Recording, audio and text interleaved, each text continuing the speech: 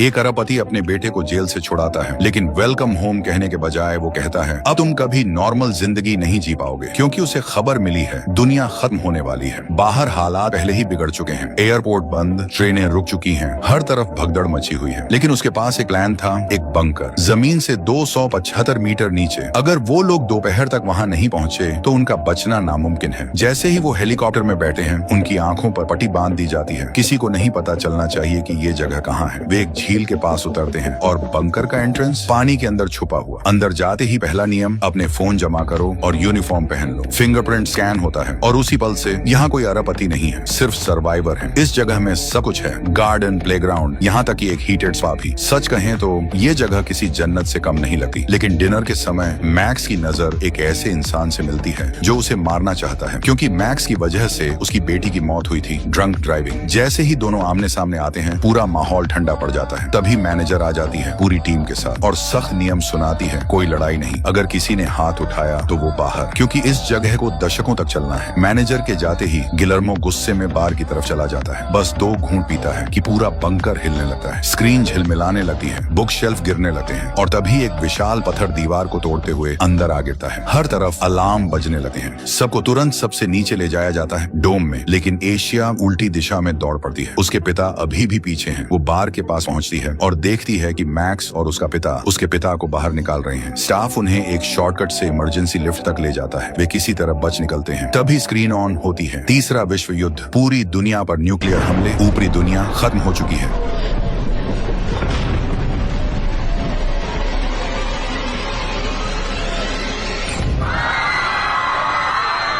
धमाके रुकते ही बंकर का बाहरी संपर्क टूट जाता है, बैकअप पावर चालू होता है और अंदर हर कोई घबराने लगता है। मैनेजर उन्हें संभालने की कोशिश करती है और कंट्रोल रूम में चली जाती है। उसी वक्त मैक्स और गिलर्मो के बीच आखिरकार झगड़ा शुरू हो जाता है, लेकिन मैनेजर वापस आती है और बताती है कि पावर पूरी तरह बहाल हो चुकी है। वो 2 लोगों को ऊपर भेजने का फैसला करती है ताकि सिग्नल ठीक किया जा सके। जैसे ही हैच खुलता है, ऊपर का नजारा नरक जैसा होता है। चारों तरफ रेत, खतरनाक रेडिएशन, 80 डिग्री तापमान, दूर के पहाड़ जले और टूटे हुए। वे किसी तरह काम पूरा करने की कोशिश करते हैं, लेकिन तेज हवा सब कुछ उड़ा ले जाती है। एक का ग्लव पिघल जाता है, उसका हाथ सुन्न पड़ जाता है। किसी तरह वो वापस बंकर में लौट आते हैं। अब सब हार मान लेते हैं। उन्हें लगता है कि अब यही उनकी जिंदगी है, हमेशा के लिए जमीन के नीचे। हम सफल हो गए। सबने इस कहानी पर यकीन कर लिया, लेकिन जो कोई नहीं जानता, उसी वक्त उसी झील के ऊपर सूरज चमक रहा है, लोग मछली पकड़ रहे हैं, सब कुछ बिल्कुल सामान्य है। अपोकैलिप्स वो कभी हुआ ही नहीं। शुरुआत से लेकर अंत तक सब एक झूठ था।